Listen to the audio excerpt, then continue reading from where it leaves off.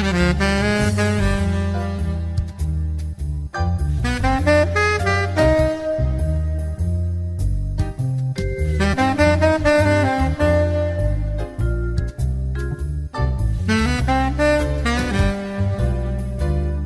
amis, chers auditeurs, bonjour, Monique Nakache à l'antenne pour Paris Culture et Spectacle. Pour faire suite à l'interview accordée au Rav Feuerstein sur l'Institut Feuerstein, je voudrais vous faire réécouter une interview que j'avais accordée à Olivia Catan en 2014, interview suite à son livre magnifique « D'un monde à l'autre ». Ce livre m'avait fait connaître l'Institut Feuerstein et le professeur Feuerstein à qui j'avais accordé 2 interviews quelques semaines avant son départ pour l'au-delà. Chers amis, chers auditeurs de Radio JM, bonjour, Monique Nakache à l'antenne pour Paris Culture et Spectacle. Le sujet de cette semaine est très particulier, j'y tiens beaucoup. Je souhaitais déjà le faire l'année dernière, puisque c'était l'année de l'autisme, qui est réitérée cette année, et l'occasion m'en est donnée avec un livre particulièrement touchant, un livre que je conseille à tout le monde de lire. Je veux parler du livre d'Olivia Catan, D'un monde à l'autre, l'autisme, le combat d'une mère, qui est apparu chez Max Milo. Et je dis d'emblée, Kol hakavod, Boker tov, Olivia Catan. Je suis très très contente, Olivia, de te donner la parole aujourd'hui car il y a énormément de choses à dire. D'abord, la sincérité avec laquelle tu as écrit ce livre. Alors bien sûr, on pourrait commencer l'émission en rappelant ton parcours de femme engagée, ton parcours de journaliste, d'écrivain, de présidente de l'association Parole de Femmes. Mais tout ceci peut être neutralisé face à ton parcours de mère. Et je souhaiterais que tu rappelles aux auditeurs qu'est-ce qui a motivé la sortie de ce livre. Plusieurs choses. En fait, la première, c'est que je crois que j'avais aussi besoin de parler de mon histoire, de mon parcours. J'en avais besoin pour d'abord expliquer à mon fils, quand il sera plus grand, quand il lira ce livre, tout ce qu'on avait fait pour lui, de quoi il est parti, et qu'on lui dise plus jamais qu'il n'était pas capable de faire ça ou ça. C'est-à-dire que lui montrer vraiment qu'il était parti de très loin et qu'il avait un potentiel énorme, puisqu'il a quand même évolué en très peu de temps. Alors Olivia, je t'arrête une toute petite seconde, car les auditeurs ne savent pas que Ruben est le petit dernier d'une fratrie de 3 enfants, et qu'à l'âge de 4 ans, tu t'aperçois avec ton mari que Ruben ne parle toujours pas, qu'il a peur du bruit. Et là, justement, démarre tout ce parcours de mère attentive et de mère luttante pour le bien-être de Ruben. Oui, n'importe quelle maman aurait fait, c'est-à-dire faire le tour de tous les pédiatres, de tous les médecins, de tous les professeurs, dans tous les hôpitaux possibles de la région parisienne où nous habitons. Et nous n'avons trouvé vraiment aucun médecin qui nous donne un diagnostic de façon, disons, fiable et arrêtée, puisqu'on nous a parlé de dysphasie, on nous a parlé... L'autisme a été évoqué d'ailleurs par moi, puisque j'en ai parlé à un médecin. J'avais lu, évidemment, je passais mon temps à regarder, comme tous les parents, sur le net, quel pouvait être le syndrome dont souffrait mon fils.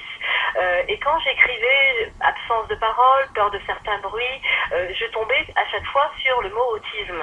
Et lorsque je le disais aux médecins, les médecins me disaient mais vous allez trop vite en besogne, on n'en est pas là, il est encore trop jeune pour être diagnostiqué, alors qu'il avait quand même 4 ans et qu'il ne parlait pas, et que je savais que l'autisme se diagnostiquait partout dans le monde à partir de 18 mois. Donc je commençais déjà quand même à douter de la compétence en la matière au niveau médical en France, et je me disais il faut peut-être en effet que je parte à l'étranger pour regarder, pour voir, pour aller au bout de cette idée, parce que pour moi, j'avais fait le diagnostic. Pour moi, il était autiste. Alors, mon mari n'était pas du tout d'accord avec ce diagnostic et me disait, écoute, il faut écouter les médecins. Et c'est vrai que les médecins me disaient des choses comme Einstein a parlé à 5 ans, donc ne vous inquiétez pas, les petits garçons sont plus lents que les filles. Donc, c'était des banalités. Et moi, j'attendais un diagnostic de médecin. Et j'étais très déçue d'ailleurs de ne pas en trouver. Donc, c'était une errance. j'avais l'impression un petit peu d'être comme Moïse en train d'errer dans le désert. Donc en fait, tu dénonces surtout la ségrégation silencieuse des enfants autistes en France. Alors aujourd'hui, je dénonce cette ségrégation silencieuse, cette discrimination dont ils souffrent, mais avant de parler de tout ça, c'est vrai que ça a été un vrai parcours du combattant. Ruben a 8 ans aujourd'hui, 4 ans se sont passés, et Ruben a été sauvé, véritablement sauvé par le professeur Feuerstein. Alors, avant de parler du professeur Feuerstein, est-ce que tu pourrais dire quelques mots sur la première scolarisation de Ruben avant le voyage à Jérusalem?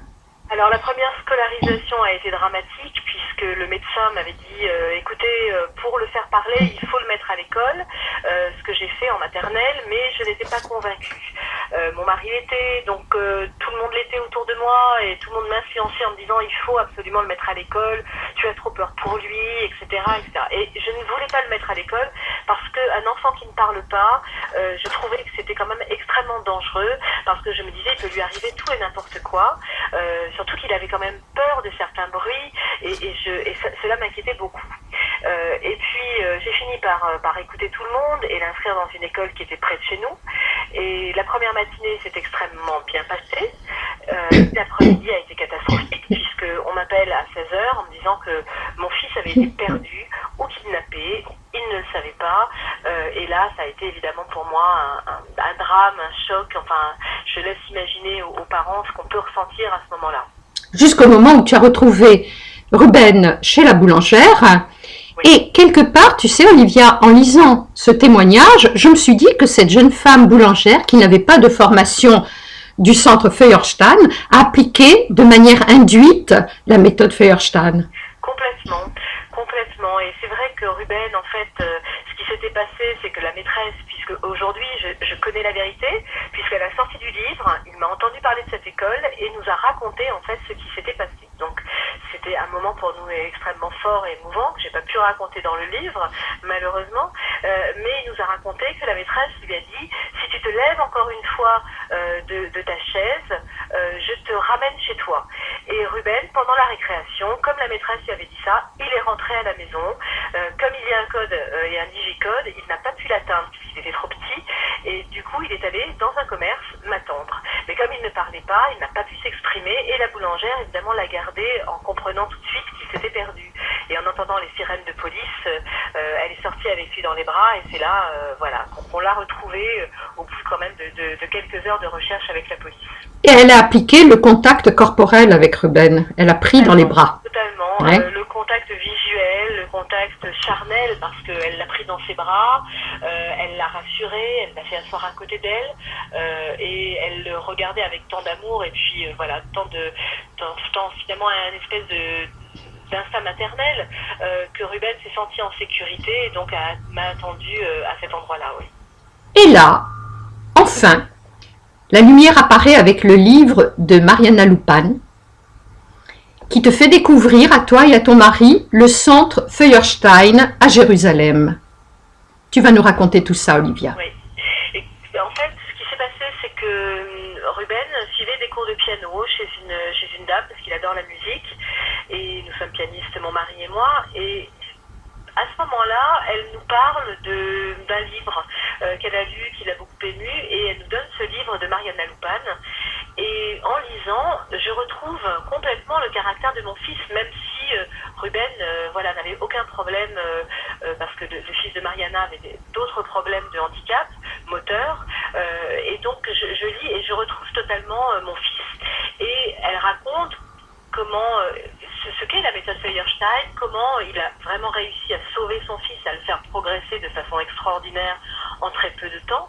Et donc j'avais une émission de radio à l'époque, j'invite Mariana Lupan, là elle me parle du centre Feuerstein et elle me dit Olivia, il faut partir, n'hésitez pas, partez, prenez vos valises, vos enfants, votre mari et partez en Israël, à Jérusalem, rencontrez ce professeur et il va le sauver.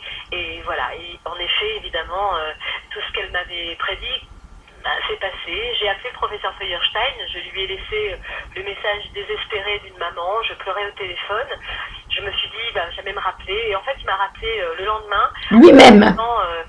Madame Catan, votre message m'a tellement émue, votre fille s'appelle comme moi, Réhouven, si vous vous êtes là dans 15 jours, alors qu'il y a vraiment des mois et des mois d'attente, mais là il m'a dit si vous êtes là dans 15 jours, je prends tout de suite votre fils et je m'en occuperai personnellement parce que son cas m'intéresse beaucoup. Et on est parti. On est parti comme ça, sur un coup de tête, sans bien savoir d'ailleurs ce qu'était la méthode Feuerstein. Et on est tous partis. Les enfants ont arrêté l'école pendant un temps, en faisant leurs cours par correspondance. Mon mari a fermé son cabinet. On est parti à l'aventure. Et là, ça a été une rencontre extraordinaire et des moments qu'on ne pourra jamais oublier. Et là, pour citer la philosophie bouddhiste, quand deux chemins s'ouvrent à toi, choisis toujours le plus difficile, celui qui exigera le meilleur de toi. C'est ce qu'a fait Olivia Catton. Car il faut bien rappeler que le professeur Feuerstein, qui fut un élève de Piaget, parle français, ce qui a été une bonne chose pour la famille Catton. Il part du principe qu'il faut apprendre à apprendre et que la méthode s'adresse à toutes sortes de handicaps. Et là, Olivia, est-ce que tu pourrais nous décrire ce qui s'est passé dans la présentation de son équipe pluricomportementaliste? Alors c'est une équipe déjà pluridisciplinaire. D'ailleurs, bon, quand vous arrivez là-bas, c'est un petit bâtiment en fait vétuste, et puis on rentre à l'intérieur et là, je trouve que c'est magique. Alors c'est magique parce que déjà vous êtes face à tout type de handicap. Alors c'est magique et puis c'est très douloureux en même temps parce que en France, en fait, notre regard n'est pas suffisamment habitué au handicap. Donc quand on arrive là-bas, on est choqué. On est choqué parce qu'on voit des choses, des handicaps, mais qui sont terribles.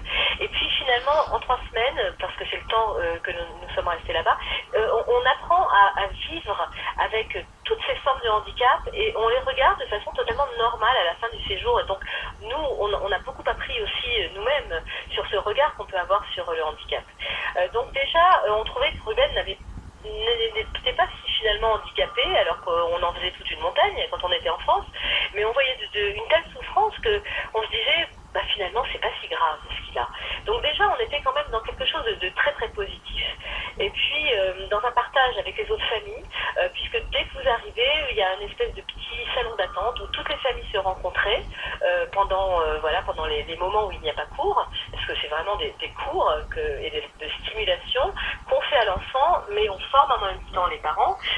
Donc on est arrivé, on a été tout de suite pris en charge par le professeur qui a évidemment une chaleur, une intelligence qui est âgé, mais qui a un regard de jeune homme et qui vous emmène en fait dans ce côté très très positif dès le départ. Il a fait faire une évaluation à Ruben, une évaluation incroyable, c'est-à-dire que toutes les évaluations qu'on avait pu faire en France étaient basées sur les déficiences de mon fils, alors que là-bas, c'était basé sur toutes ses compétences.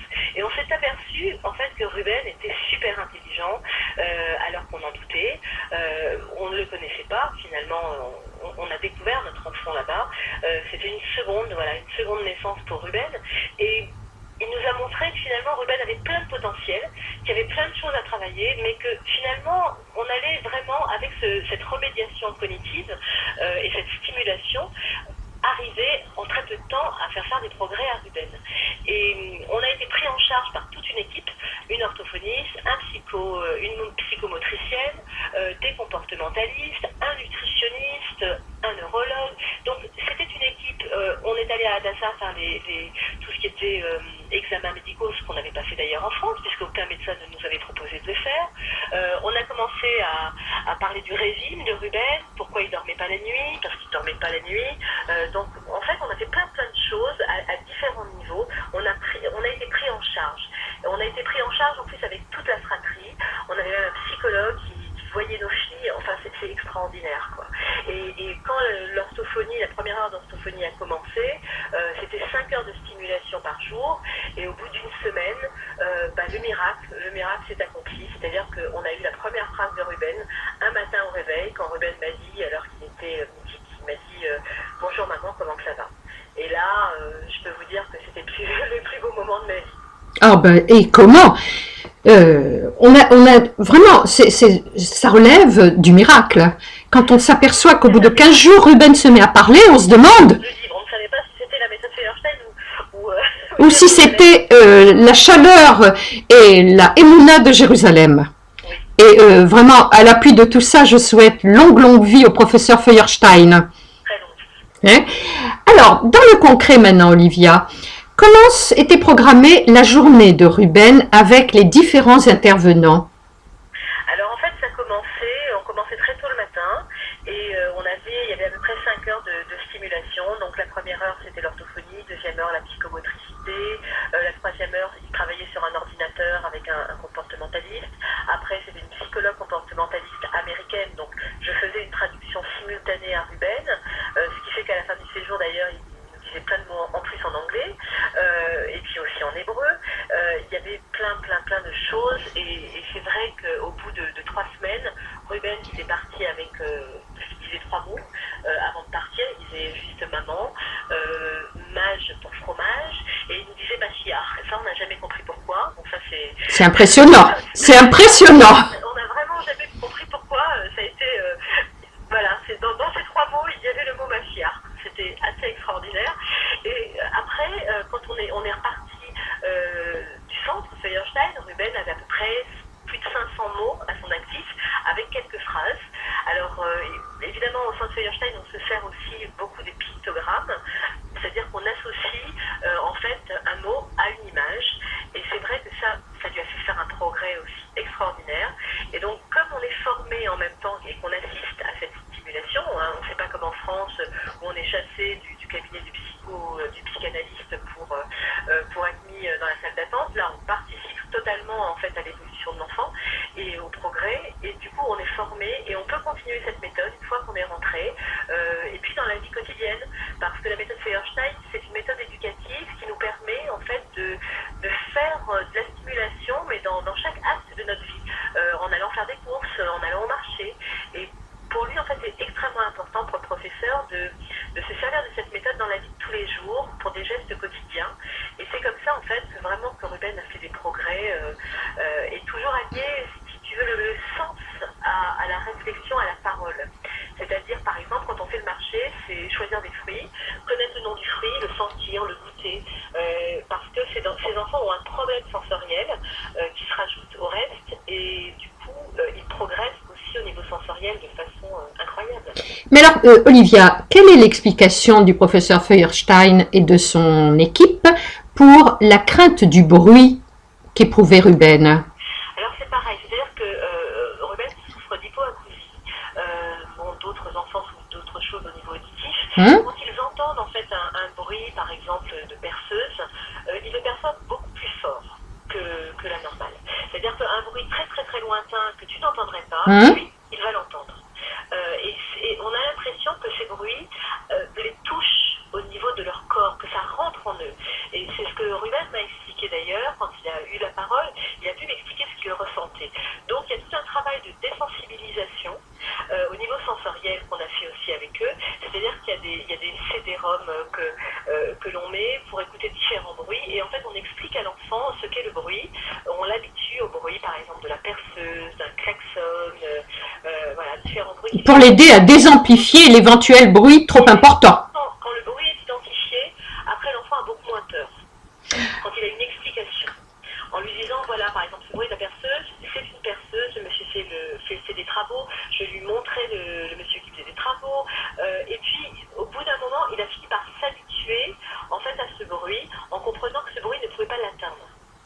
Et c'est un travail qui est long, hein, ça ne s'est pas fait en une fois, mais c'est une véritable désensibilisation. Ils sont très forts aussi au Canada pour ce travail-là, mais c'est un travail qui est nécessaire et qui n'est pas du tout fait en France non plus. Parce que ça, pour l'instant, Olivia. Alors, avant de parler du retour de la famille Caton, je souhaiterais quand même évoquer le passage où tu parles de Laurent Blum dans la cafétéria. Oui, il est incroyable. En fait, c'est un jeune homme qui venait de faire son alia et qui a été victime d'un attentat. De la rue Ben Yehuda.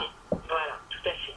Et lors de cet attentat, son cerveau a été atteint, il a reçu des éclats, etc., d'obus. Et du coup, le professeur Feuerstein, avec sa méthode, l'a vraiment rééduqué. Voilà, donc il était à l'hôpital, le professeur Feuerstein allait le voir, après il est allé au centre, il l'a rééduqué, il lui a réappris en fait à parler, à manger, à se comporter, à ressentir aussi, parce qu'il avait perdu toutes ses émotions. En fait, le professeur Feuerstein dit qu'on a un cerveau qui est totalement malléable, et que donc même s'il est atteint, il peut toujours en fait progresser, c'est-à-dire qu'il n'y a pas de progrès impossible, ce qui laisse un champ d'espoir extraordinaire. Et donc ce garçon, en plusieurs années, a réappris souvenirs, parce qu'il avait perdu tous les souvenirs qu'il avait avec sa famille. Voilà. Et donc il nous a raconté tout ça, et aujourd'hui il tient la cafétéria du centre Feuerstein, et donc on allait prendre notre petit café tous les matins entre les différents cours de stimulation, et ce jeune homme est plein d'espoir, et aujourd'hui il parle comme vous et moi. Il a sa famille, il a son épouse, ses enfants. Il a des enfants fiers de sa famille, de tout ce qu'il a accompli. Et voilà, et ça c'est l'exemple même de ce que le professeur Feuerstein a réussi à faire. Il l'a fait pour vraiment des milliers d'enfants. Maintenant, il y a par exemple des personnes trisomiques qui sont dans l'armée, à des hauts postes. Il y a des professeurs d'université à Maryland. Enfin, voilà, il nous a montré en fait, il nous a dit, mais qu'est-ce que vous désirez pour votre enfant ? C'est quoi le but de tout ça? C'est qu'il puisse être autonome, c'est qu'il puisse faire des études, c'est qu'il puisse travailler, fonder une famille et ne plus avoir besoin de vous. Parce que c'est ça le but. Et c'est ça la crainte des parents, c'est qu'il nous arrive évidemment quelque chose et que notre enfant se retrouve tout seul face à lui-même et à ses difficultés. Donc c'est de le rendre autonome, de l'insérer dans la vie pour qu'il ait un jour la chance de trouver un emploi et de fonder une famille à son tour. Donc c'est tout ça qui... Voilà. Alors Olivia, maintenant la deuxième partie du parcours un peu de la combattante, c'est ton retour et la scolarisation de Ruben avec le point d'interrogation de l'intervenante AVS. Alors ça a été un vrai parcours du combattant parce que quand on est revenu, il fallait reformer cette équipe Feuerstein. Sauf que c'était très compliqué parce qu'il fallait trouver les bons thérapeutes. Donc ça a été une recherche, voilà, je vous passerai les détails, j'explique un petit peu dans le livre tout ce que j'ai pu voir de tout et de n'importe quoi, en matière notamment de psychologues comportementalistes qui se disent formés, ABA, Feuerstein, Padovan, Teach, Lex, enfin toutes les méthodes en fait comportementales. Donc ça a été un véritable défilé. Donc il a fallu faire le tri. Après il a fallu trouver une orthophoniste aussi qui soit suffisamment formée parce qu'elles sont quand même formées aussi avec des méthodes psychanalytiques. Donc c'est assez complexe. Donc on a cherché aussi une orthophoniste compétente, sauf que voilà, notre orthophoniste est dans le 20e, qui a pas mal de transport, une psychologue comportementale qui vient à la maison, mais en fait tout n'est pas réuni comme dans le centre Feuerstein, ce qui nous fait perdre un temps incroyable. Donc j'ai essayé de recréer cette équipe et je n'ai pas trouvé une psychomotricienne qui avait une méthode aussi formidable que celle qu'on avait en Israël, mais bon, on en a trouvé quand même qui lui a fait faire quelques progrès, notamment tout ce qui est psychomotricité fine, c'est-à-dire pouvoir tenir un crayon, parce que je pensais évidemment pouvoir le mettre à l'école, en me disant il va falloir qu'il tienne un crayon, et ça il n'arrivait pas à le faire. Et puis est venu, parce que le professeur Feuerstein m'a dit il y a deux choses qui vont sauver votre fils, qui vont sauver votre fils, c'est la méthode Feuerstein, mais aussi l'école. Parce que sans école, cette méthode ne sert à rien. Donc il faut que vous l'inscriviez tout de suite à l'école, mais dans une école ordinaire où votre fils est en limitation, donc il va imiter ce qu'il va voir. Si vous le mettez dans une école ordinaire, il va imiter ce qu'il y a finalement la normalité. Si vous le mettez dans une école où il y a des handicaps plus lourds que lui, il va aussi les imiter, donc c'est pas du tout bon pour lui. Il faut le mettre dans une école ordinaire. Donc ma bataille a été celle-ci, de l'inscrire à l'école, de trouver une auxiliaire de vie scolaire formée, un minimum, à l'autisme, et alors là, c'était la catastrophe. D'abord, il n'y en avait pas.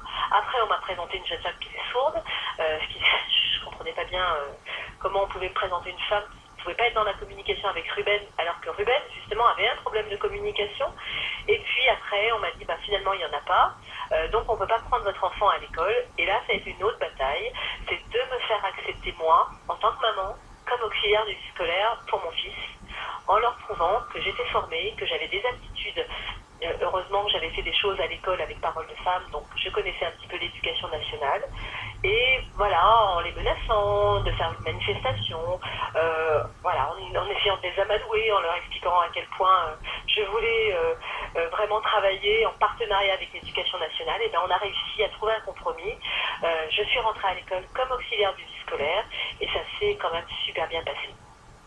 Bravo Olivia, bravo.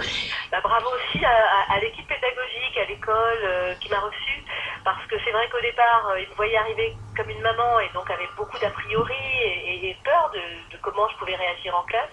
Et en fait, on a vraiment fait un travail d'équipe. Et je leur ai montré que si on fait un travail d'équipe entre les parents, l'auxiliaire de vie scolaire que j'étais, et puis finalement la directrice et les professeurs, eh ben, on arrive à faire des choses formidables et on est dans un parcours positif pour l'enfant. Donc voilà, et puis j'ai compris aussi pourquoi ils avaient peur d'accueillir un enfant différent, parce qu'ils ont 30 élèves, parce qu'ils ont beaucoup de boulot, parce qu'ils sont vraiment submergés de travail.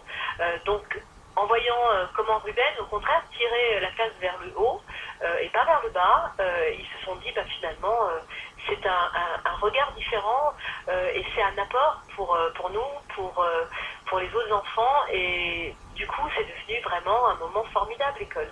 Je pense que la crainte primordiale a été la crainte du handicap, la crainte de la différence, par le non-savoir-faire. Oui, parce qu'on ne connaît pas l'autisme en France, qu'on a une image extrêmement négative d'enfants qui sont prostrés, qui s'appellent dans les murs. On confond parfois même l'autisme et d'autres maladies comme la schizophrénie. Enfin, j'ai entendu des trucs, je leur ai dit non, ça c'est schizophrénie, c'est pas l'autisme. Donc on a tel a priori sur l'autisme que finalement c'est pas de leur faute, quoi. C'est d'ignorance.